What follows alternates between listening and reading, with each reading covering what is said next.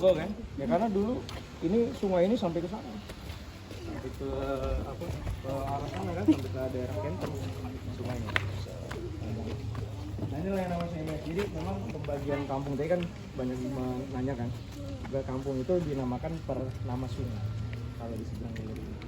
Nah memang daerah seberang hilir ini kan lebih padat kan pada masa dulu ya daripada seberang ulu. Makanya tadi kan ada yang nanya, oh ini kenapa ada Asegaf, ada Al-Munawar dari ini kan rata-rata di ulu semua kan? Karena tadi tanahnya tuh masih luas-luas di seberang ulu itu, ya kan masih luas banget. Jadi yang berdasarkan family tadi karena tanahnya luas dibeli oleh satu orang.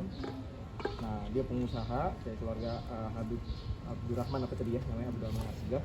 Itu nanti beliau tanah-tanah di samping itu buat anak cucunya. Jadi membentuk satu kampung tersendiri kan. Nah kalau seberang hilir ini itu beririsan juga dengan orang-orang lain yang non Arab gitu. Jadi Belanda itu gagal sebenarnya ingin menerapkan seperti Jawa pembagian kampung berdasarkan etnis. Ada kampung Arab, ada kampung Cina, ada kampung Melayu dan seterusnya. Di Palembang itu mungkin karena ikatannya sudah sangat apa istilahnya sudah akulturasinya sudah lebih ngeblend ya sebelum di masa kesultanan. Jadi Belanda itu terlambat untuk memisahkan itu.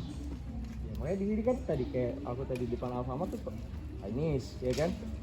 Nah, jadi emang itu yang menarik juga untuk diangkat bahwa yang nantinya akhirnya membentuk toleransi di Palembang itu ya sebenarnya sudah terjalin cukup lama. Dan salah satu yang membuat hubungan toleransi itu semakin kuat karena adanya ikatan dalam perdagangan. Nah, kan simbiosis kan. Ya kamu kalau nggak akur sama aku, gak mana kamu mau berdagang ya kan. Nah, misalnya yang orang Arab punya kapal, yang orang Cina punya barang misalkan, ya gak mau dibawa, orang Cina nggak punya kapal, kan bisa saling bantu kan. Sementara yang orang Arab ini juga butuh barang itu untuk diangkut buat dijual. Itulah bentuk simbiosisnya, ya kan? Yang dari Cina juga datang bawa barang apa, dari orang Arab di sini yang punya kapal dibawa ke Eropa misalkan atau ke Timur Tengah kayak gitu. Itu salah satu bentuk hubungannya. Nah, titik tengahnya atau titik temunya ya di Palembang ini. Nah, itu menariknya dari Palembang. Nah, ini musola yang Sungai Bayat. Oke, kita ke rumah.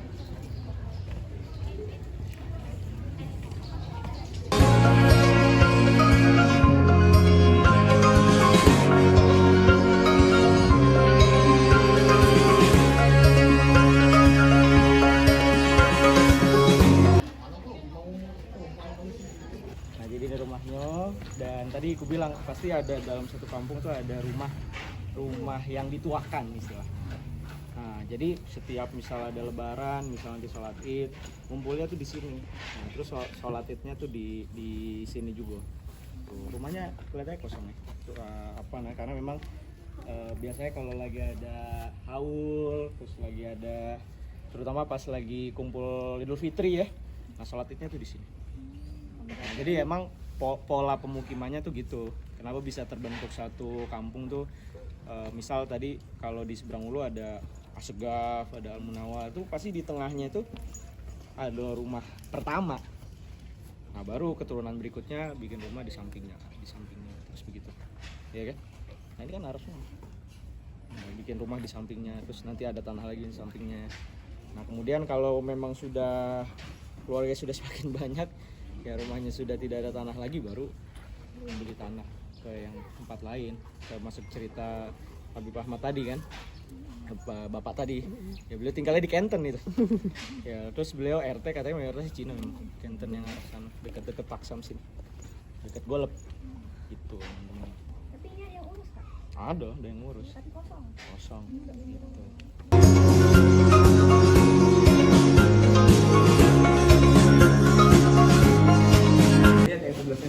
Dari tadi ekasinya gitu ya. Azan Fatul Robbi itu tuh biasanya tanda rasa syukur. Artinya semua yang kita punya ini semuanya punya Allah. Azza ini min fadli Robbi, semua dari Tuhanku. Jadi semua yang kita punya di sini nih itu tuh punyanya Allah. Makanya biasanya kita taruh ini di depan rumah supaya ngindarin ain. Kalau ada yang tahu ain? Nah, ngindarin ain salah satunya dengan cara ini. Terus ada juga sholawat biasanya kan? Iya. Nah ini juga untuk penangkal ain biasanya. Atau ada kalau di kita tuh jim, lafal jim. Ya tahu. Tahu lafal jim? Nah itu kayak gitu. Nah jadi rumah ini dulu itu bangunannya persis sama kayak rumah, nggak persis sih, lebih kurang sama kayak rumah depan. Rumah depan tapi dia kembar. Jadi rumah ini sama rumah sebelah yang baru itu dia kembar. Tapi tahun 2017, 2016 itu ada kebakaran. Kalau pernah dengar kebakaran di Kampung Arab, itu kebakaran kebetulan rumah yang ini, rumah yang sebelah, rumah pokoknya satu kompleks sampai rumah yang baru sekotak itu kebakaran.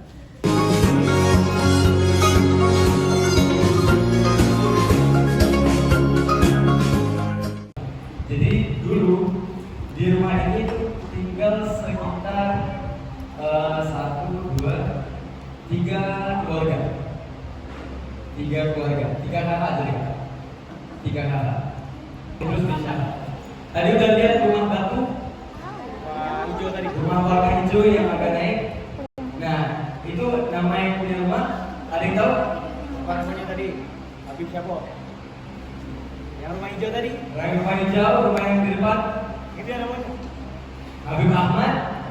Bin Syekh. Nah, Habib Ahmad bin Syekh bin Syahab. Ini menantu daripada Habib Ahmad bin Syekh bin Syahab tadi. Habib Abdurrahman, Habib Abdullah bin Idrus bin Syahab. Jadi dulunya rumah ini juga termasuk punyanya Habib Ahmad bin Syekh bin Syahab. Tapi diberikan kepada menantu. Yang tengah. Oh yang tengah. Yang tengah. Habib Abdullah bin Idrus bin Syahab. Nah, yang sebelahnya itu menantunya beliau. Jadi setelah ditinggali sama beliau, rumahnya dibeli sama menantunya. Habib Abdurrahman bin Ahmad bin Hamid itu buyut kalau dari saya, buyut saya. Jadi saya Mumtaz itu punya mama Safura namanya. Safura punya ayah itu Ahmad. Ahmad bin Abdurrahman bin Hamid. Ahmad punya ayah namanya Habib Abdurrahman bin Ahmad lagi. Nah, jadi gitu. Kalau kita tuh di tiap-tiap kabilah atau tiap-tiap marga itu biasanya namanya nggak beda-beda. Harganya lebih ramai. Itu biasanya namanya nggak jauh dari Ahmad, Abdullah, Alwi, kayak gitu aja. Jadi kayak udah pattern dia, udah ada patternnya. Makanya kita bisa nge-track warga. Gitu. Contohnya kayak di Syahab itu banyaknya Ali, terus ada lagi Ahmad, kurang berapa? Alwi, Husin biasanya Husin, Hasan biasanya banyak di Syahab. Kalau aku sendiri marganya di Syahab. Kalau yang ini dari mamaku, Abi Hamid Pahlawi. Nah, Abi Hamid ini Kak, fun fact-nya kita cuma ada satu keluarga sehidup. Keluarga se-Indonesia. Jadi satu Indonesia, Abi Hamid ini cuma ada di Palembang. Ada beberapa memang yang udah merantau kayak di Madura, kemudian di Singapura, yang di luar itu. Dan itu masih turunan dari sini. Ya, dia base-nya dari sini. Jadi ialah Habib Abdurrahman bin Ahmad itu dia ngajak anaknya Habib Ahmad bin Abdurrahman untuk dakwah ke sini. Padahal, ini fakta juga. Padahal kalau dia nggak ninggalin, dia di sana tuh dianggap sebagai munsyid kita sebutnya. Munsyid itu pemimpin kabilah. Di sana tuh maksudnya di Hadramaut ya. Di Hadramaut ya. Di Hadramaut itu dia sebagai munsyid kabilah atau pemimpin dari kabilah Abi Hamid ini. Tapi karena dia mendapatkan wasilah untuk dakwah, maka dia mengajak anaknya Abi Ahmad Abdurrahman untuk dakwah ke Indonesia lewat Singapura. Jadi dari Yaman sempat mampir-mampir biasa pasti ke India, ke Singapura, terus baru ke Palembang. Begitu kalau dari marga Abi Hamid sendiri. Nah, tapi kalau untuk wilayah Sunni Bayas ini sebenarnya punyanya Habib Ahmad bin Syekh tadi yang punya rumah batu. Dan itu bukan cuma Sunni Bayas. Kalau kalian tahu jalan Dr. M. Isa, dulu sepanjang jalan sampai ke itu punyanya beliau, tanahnya beliau. Jadi bisa disebut saudagar. Dan mereka datang ke sini itu bukan cuma dakwah, mereka bawa uang, mereka bawa harta,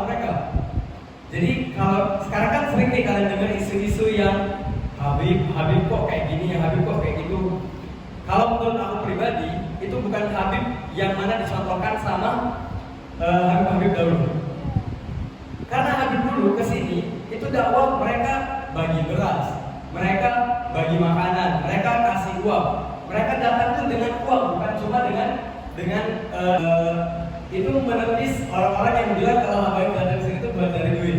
Tapi memang aku tidak, maksudnya aku pribadi nggak nyangka kalau emang ada beberapa orang yang memanfaatkan yang namanya Habib tadi untuk mencari uang, dan itu bukan ajaran yang diajarkan sama beliau-beliau yang kalian lihat di sekeliling ini. Nah, kalau kalian lihat foto-foto yang ada di sini, itu sekeliling itu ulama, habaib, masyayikh. Ini belum seberapa, belum 1:1000 kan dari yang ada di dunia kan. Ini yang masyhur-masyhur, yang terkenal. Jadi kalian bisa lihat dari ujung bisa dibaca. Kecuali yang kalau yang 4 itu kakak mama dulu. Oh, yang kanan. Yang kanan itu ya, itu kakak yang tertua. Itu adiknya udah meninggal. Dua-duanya udah meninggal. Nah, ini omnya. Ini omnya. Itu kakek. Kakek jatuhnya. Jadi mama punya kakeknya mama. Mama punya ibu, itu ayahnya. Jadi buyut juga. Tapi kalau ini buyut dari Abu Ahmad, kalau yang itu buyut dari nenek. Nikahnya sepupuan. Ada yang mau tanya dulu nggak sebelum aku lanjut ke dulu? Yang dijelasin kelas tadi. Oke. Itu kembarnya rumahnya sama atau gandeng? Oke, aku cek dulu ya kalau masih ada fotonya. Jadi kalau gandeng atau enggak, aku nggak tahu di zaman sebelumnya, maksudnya sebelum aku hidup. Yang aku saksiin, yang ada dokumentasinya, itu dia nggak nyambung. Tapi bentuknya sama persis. Tapi dia nggak gandeng. Daurah itu kalau di sini pesantren kilat mungkin sebutnya. Nah, aku di sana tuh mungkin sekitar 40 harian. Sekitar 40 harian aku daurah di sana. Pas pertama kali nyampe di sana, yang aku notice tuh mungkin geografinya ya. Geografinya bagaimana mereka bisa bertahan dengan suhu 40, 41, dan itu musim panas ya, musim panas. Dan itu sudah biasa bagi mereka. Tapi yang masya Allahnya di sana itu airnya nggak pernah kosong, air tanah. Jadi kalau kalian jalan di pinggir jalan kayak di Jalan Kuto atau di mana, itu pasti ada kayak termon buat isi air, gratis. Semua orang boleh, dan itu bisa langsung diminum. Dan itu dingin di tengah suhu 41 derajat. Tapi itu memang teknologi. Yang buat dingin teknologi. Tapi yang buat bingung itu airnya nggak habis-habis. Sedangkan tanahnya keringnya luar biasa. Kita jemur pakaian, jemur baju, paling lama 1 jam pasti sudah kering. Pasti sudah kering karena geografinya. Kita juga di sana nggak kayak di sini. Di sini kan lembab. Jadi kalau panas dikit keringetan. Di sana tuh nggak keringetan. Nah, kalau untuk culture-nya sendiri, aku kurang sepaham itu.